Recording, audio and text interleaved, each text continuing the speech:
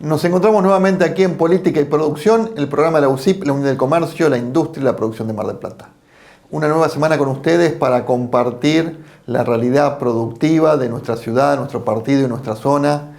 Y en esta ocasión, un programa donde vemos cuestiones industriales, como la entrevista con Lucas Fasiglione, quien es el titular de una empresa que hace vasijas de hormigón rupestres que sirven de recipientes para fermentar y madurar el vino.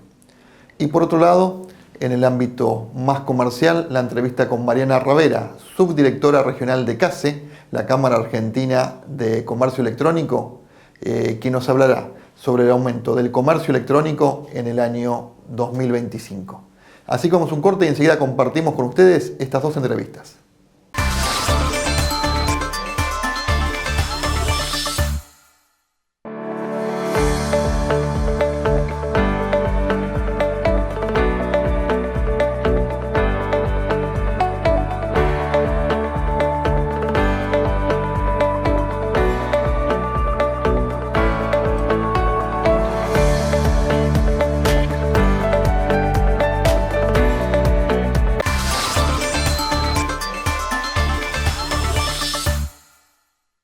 Un proyecto innovador de Mar del Plata para el mundo. La construcción de vasijas para fermentar y madurar vino aquí en la ciudad de Mar del Plata y la entrevista con Lucas Fasiglione. Vení a Provincia Net Pagos y hacé todo en un mismo lugar, sin vueltas, rápido y seguro. ¡Te esperamos! Provincia Net Pagos. Lucas, gracias por recibirnos aquí en tu casa, en Bien. Rupestre, así se llama la marca, Así es, ¿no? Rupestre, vasija rupestre. Bueno, contanos un poco de tu historia primero. Vos sos ingeniero, sos marplatense, estudiaste en Buenos Aires Así y volviste es. a Mar del Plata, te instalaste, ¿eso más o menos cuándo fue? Sí, soy ingeniero civil, soy marplatense, me fui a estudiar a Buenos Aires en el 2005, me recibí en 2011 y volví. Y siempre trabajé en la industria de la construcción tradicional, pero en paralelo siempre me gustó emprender y siempre tuve el sueño de tener mi empresa, pero nunca el convencimiento de decir, bueno, este es el lugar a donde quiero poner toda mi energía. Así que siempre fui probando distintas cosas y cuando surgió la chance de Rupestre, en un viaje con amigos por Mendoza, visitando bodegas, me crucé con este tipo de vasijas, vi que eran de hormigón. A mí el material hormigón siempre me resultó interesante dentro de mi profesión y me había especificado en el estudio de este material. Y cuando volví fue justo la pandemia, yo estaba muy enganchado con todos los enólogos, los vivos de Instagram y todo eso, y escuchaba de los huevos de hormigón y digo, che, esto puede llegar a ser, ¿eh? Y esa noche que se me hizo el clic, no pude dormir, quería que sea el otro día para ponerme a leer y ahí no paré más de investigar. Estamos hablando de una vasija, ¿cómo lo podríamos definir en términos? Sí, es una vasija premoldeada de hormigón. Representa la forma de los viejos quebebris, que eran vasijas de los georgianos hace como 8000 años, que eran de barro. Después se fue transformando el mundo del vino a los viejos hormigones romanos y después la madera. Pero es un material muy antiguo, son formas muy antiguas y es una manera moderna de volver a hacer el vino como en las viejas épocas. Bien, entonces, depositamos el vino ahí. Sí. Digamos una bodega o un emprendedor. Acá en Mar del Plata hay algunas cosas incipientes, hay desarrollos grandes ya. Así es. ¿Para qué tipo de vino sirve? Sí, sirve no solo para vino, también se usa para destilados, para vermut, para cerveza, principalmente para vino. El vino puede tanto nacer ahí, tirar la uva y que empiece a fermentar, puede pasar la etapa de la maceración y también la de la maduración. Las tres etapas, generalmente las bodegas combinan vinos que vienen del hormigón con vinos que vienen de la madera, son complementos. Bien. Hay vinos que son 100% de hormigón, 100% de madera, pero generalmente se hacen mezclas de componentes. El hormigón tiene características que le dan la capacidad de guarda al vino, de hacer un vino de reserva, pero sin meterle gusto a madera. Entonces eso a veces, cuando quieren mostrar sutilezas que no las quieren tapar, está bueno porque te permiten hacer un vino reserva potente, con más fruta, pero sin gusto a madera. Bien, ¿estamos hablando de vinos de guarda o todos los vinos? Vinos de guarda. Sí, se pueden hacer todos los vinos, se puede hacer cualquier vino, pero la microoxigenación que tiene el hormigón, porque es poroso al igual que la madera, es lo que te permite hacer un vino de guarda, un vino de calidad. Y generalmente se usan las uvas buenas porque también el hormigón, al no agregarte ningún sabor, no permite que vos maquilles el vino. Entonces, si la uva viene con algún error del campo, el hormigón te lo va a mostrar y no te lo va a tapar, no te lo va a maquillar. Entonces, tiene que ser una uva muy buena de esa bodega. Bien, empezaste con los primeros moldes, me imagino los primeros pasos de ese día, esa noche sin dormir, al otro día. Esa noche lo digo y se me pone la piel de gallina porque no paré, empecé la investigación, yo no conocía a ningún enólogo y ahí empecé a investigar. El original es francés, es una empresa que hace 22 años lo creó en una única pieza de hormigón y fue el único que lo hacía en una única pieza. Y para las bodegas argentinas era prohibitivo el precio. Entonces, costo, claro. Hacía unos años que había una empresa argentina que los hacía, pero en 2 partes, tipo un Kinder. Y en algunos lugares del mundo había 3 o 4 que también lo hacían, pero tienen pérdidas, al año, a los 2 años tenían pérdida, entonces los enólogos eran un poco resistentes y los otros no los podían pagar. Y yo como argentino, que me encanta la Argentina, soy también, bueno, me encanta Mar del Plata, por eso estoy acá, dije, no puedo tolerar que no haya un buen producto para el gran vino que tenemos. Claro. Quiero poder darle a la industria, con mis herramientas de la ingeniería civil, la solución de la calidad que se merece a un precio de que sea competitivo en nuestra industria. Y ahí no paré a ver cómo lo hacía en una sola pieza y empecé a pensar. Intuitivamente llegué a un molde que se desarma al 100% y lo reutilizo. Yo no tenía recursos, no tenía ni galpón, ni máquinas, ni nada, entonces tenía que pensar que sea un molde que me permita dejar la vasija en el lugar para que no la tenga que mover, con la premisa de que sea lo más barato posible la fabricación. Y ahí me di cuenta que había inventado un molde y lo patenté. Claro, registré la marca y mostré un render. Una vez que tenía la marca registrada, el molde patentado y todo, salí a mostrarlo y los enólogos se volvieron locos y empezaron a hacer pedidos y con eso me empecé a financiar y seguir. Bueno, acá estamos, vamos a ver en las imágenes de la nota que vamos a ilustrar contigo, bien, que tenés hasta tu propia fábrica del hormigón, ¿no? Exacto. O sea, ya has pasado varios niveles desde que empezaste. Sí, una vez que investigué me di cuenta que para los enólogos era muy importante que el vino no sea alterado de ninguna manera cuando descansa hasta 2 o 3 años ahí adentro. Y de esa investigación el vino es ácido, entonces resultó que el hormigón tiene que ser de muy alta resistencia y cuando vos querés comprar a una planta elaboradora de hormigón poca cantidad de un hormigón muy técnico, no te lo entregan o viene en un horario que no te conviene. Claro. Entonces sí o sí tenía que hacer mi propio hormigón, lo diseñé yo durante la pandemia. Y es tu fórmula además. Es mi fórmula, lo elaboramos nosotros. Acá con nuestra planta propia de hormigón elaborado. Al estar en Mar del Plata es que en principio se puede decir por capricho, porque yo a mí me gusta y estoy vivo acá. Después también me di cuenta que tengo los materiales de las canteras de Batán muy cerca, Arenas de Buenos Aires, tengo el puerto cerca, entonces tiene una justificación industrial inteligente. Pero para llegar a algunas provincias, porque en realidad me compra todo el país, pero algunas provincias estoy un poco más lejos, entonces se gestiona una logística de compartir fletes entre pedidos de distintas bodegas. Yo le gestiono todo, la carga acá, la descarga allá, y al repartir entre distintas bodegas un mismo camión, es muy competitivo el precio y no hay problema de mandarlo desde Cafayate hasta Chubut, como me compran. Prácticamente casi todas las provincias del país hacen vino. Y ahora encima la industria local está creciendo un montón en la zona de Balcarce, en la zona de Chapalmalal.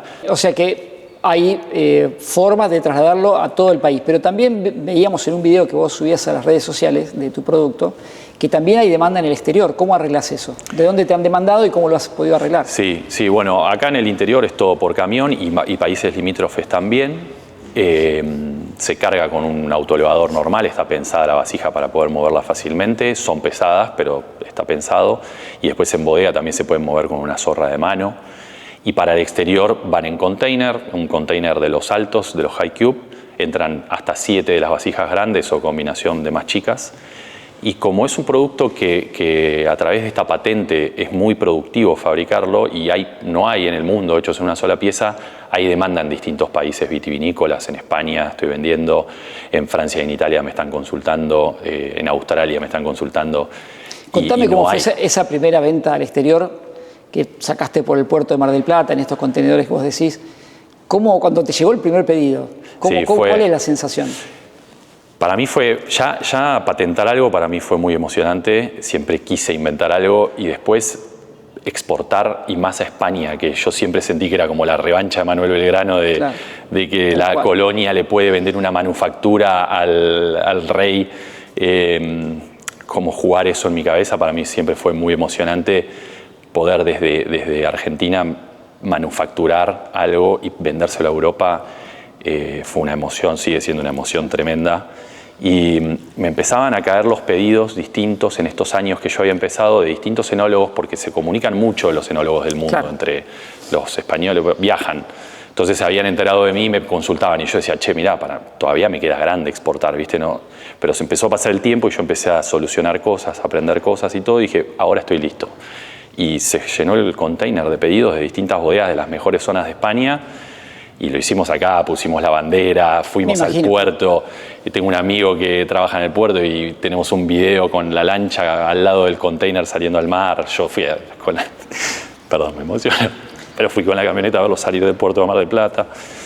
Y bueno, es también un hijo tuyo, ¿no? De este proyecto que vos tenés personal, que podés colocar y lo pueden ver en el mundo y lo pueden... Sí, verlo desde la escollera donde yo pescaba con mi papá cuando era chico.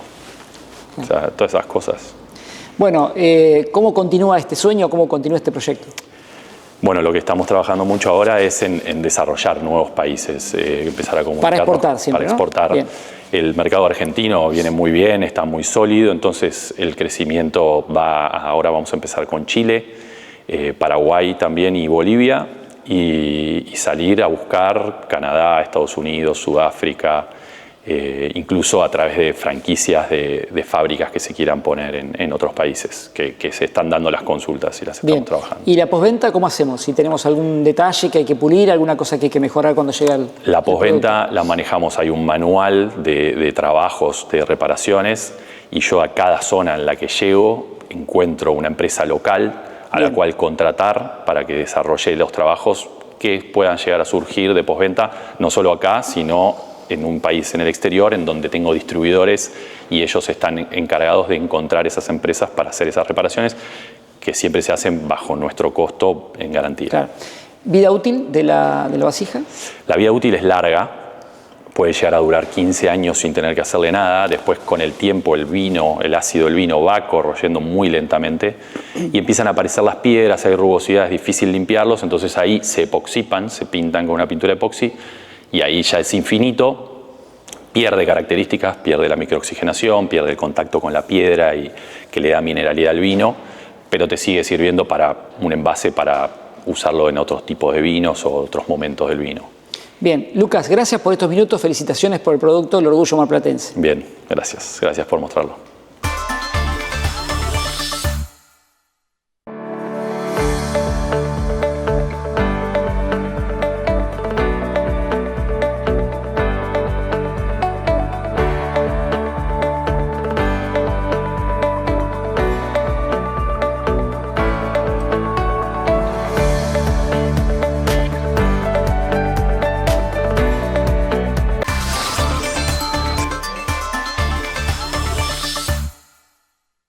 Continuamos ahora con la entrevista a Mariana Ravera, subdirectora regional de CASE, para dialogar sobre el aumento del comercio electrónico en este año que estamos viviendo. Mariana, gracias por acompañarnos en Política de Producción unos minutitos aquí en la tele. ¿Cómo estás? Muy bien, por suerte. Acá disfrutando del evento. Bueno, ha sido una exposición brillante con mucho dato y contando una experiencia muy interesante, la de tu empresa donde vos estás dirigiendo. Contanos un poco cómo fue esta conversación. Bueno, en realidad lo que nosotros vinimos a exponer acá es todo lo que es el proceso de compra digital y con lo que nos encontramos al momento de tener una tienda online. Hemos compartido la información del estudio del 2025, en el cual tenemos el dato que el 25% de los consumidores, el 25% de las empresas tienen el peso en sus tiendas digitales. 6 de cada 10 argentinos compran a diario, por lo cual el comercio digital viene creciendo. Bueno, el primer dato a resaltar es que el comercio ha crecido mucho, comercio digital, comercio electrónico, en el año 2025, el año en el que estamos nosotros. Ese dato ha sido realmente relevante. Sí, tuvo un 79% de crecimiento con una inflación de un 38%, por lo cual en lo que sería facturación el crecimiento se percibe. Y en lo que respecta a órdenes, un 46% de incremento con un ticket promedio de 103.000 pesos. Eso significa que las órdenes también fueron creciendo y el dato es muy similar al del 2020. Bueno, cuando nosotros analizamos esta información, lo que notamos es que los comercios que tienen tienda física y aún no han incursionado en el comercio digital, no van a poder evitar hacerlo. Y no, creemos que no, es decir, cada uno elige cuál es su estrategia de venta y dónde quiere estar. Lo que el mercado te está mostrando, que el consumidor compra tanto en una tienda digital como en una tienda física y le compra a la marca en sí. Entonces, hoy el comportamiento que se ve es que es un cliente que entra en el mundo digital y retira en una tienda física, o pasa por la tienda física y compra en el mundo digital. Hay que trabajar mucho la omnicanalidad y sobre todo la relación con el cliente y darle las herramientas que necesita para que te pueda comprar. Bueno, lo importante es generar la venta, pero también la retención del cliente, ¿no? Que ese cliente que hoy compra, buscar la forma de fidelizarlo. Hay que conocer muy bien al cliente. Lo importante es que ese cliente, si te eligió, te vuelva a elegir, porque hay muchísima diversidad y competencia en lo que es el mundo digital y en el mundo físico también, y es importante poder conocerlo, es decir, conocer sus necesidades. El dato de poder saber cuáles son las preferencias de tu cliente te ayudan muchísimo para poder hacer todas tus campañas y para darle lo que necesita en el momento que lo necesita. Es un dato muy importante, es decir, para la toma de decisiones, para la estrategia, para las campañas. Conocer al cliente te diría que es fundamental. Bien, vos hablabas de tu experiencia, que lleva mucho tiempo aplicarlo, sostenerlo en el tiempo. Hay experiencias de gente que ha empezado y se ha caído, pero lo importante es, en esto me parece que es mantenerse, porque hay que cambiar, es un cambio cultural, no solamente para el que compra, sino también para el que vende. Correcto. A nivel, te puedo hablar como líder de e-commerce de la empresa a la que trabajo, es un cambio cultural, transversal a toda la organización e inevitable, te diría. Precisamente trabajo para Grupo Fava y es una empresa que tiene 116 años en el mundo presencial, y sumarse al e-commerce es un cambio significativo. Hace 6 años que tenemos nuestra tienda online y hay que armar los procesos, hay que capacitar a las personas, hay que ir acompañando el cambio cultural. Bueno, alguna vez hablando con Martín Orengia, también con mucha experiencia en el ámbito del comercio digital, decía que no hay que dejar ningún lugar, no hay que dejar ni el folder de papel, ni dejar de publicitar en los medios tradicionales, pero sí abarcar también ampliamente esto que es el mundo digital, ¿no? Y en ese camino hay que adaptar y formar a aquellos empleados que tienen más años en las empresas, como el caso de Fava. Totalmente. Lo novedoso es que cuando uno se suma al cambio digital, lo que al principio parece un problema, la gente se suma, se entusiasma porque se ven los resultados. Entonces es un cambio cultural desafiante. No te voy a decir que es sencillo, pero es súper reconfortante. Bueno, y Fava, que tiene más de 40 posiciones en la provincia de Buenos Aires, también, ¿no es cierto?, con sus locales físicos, con sus empleados, y hay que hacer todo un trabajo para sostener toda esa fuente laboral. Totalmente. Quizá el pensar que el mundo digital se lleva al mundo físico es un error. Hoy en día nosotros podemos evidenciar que el canal digital es un complemento a las tiendas físicas. Muchas veces un cliente en una tienda física no logra encontrar lo que necesita, y si lo tiene en el mundo digital, y tranquilamente lo puede comprar en el mundo digital con un retiro en la tienda física, y esa relación, interacción y cercanía con el cliente no se pierde. Mariana, gracias y felicitaciones por la exposición. No, gracias a ustedes.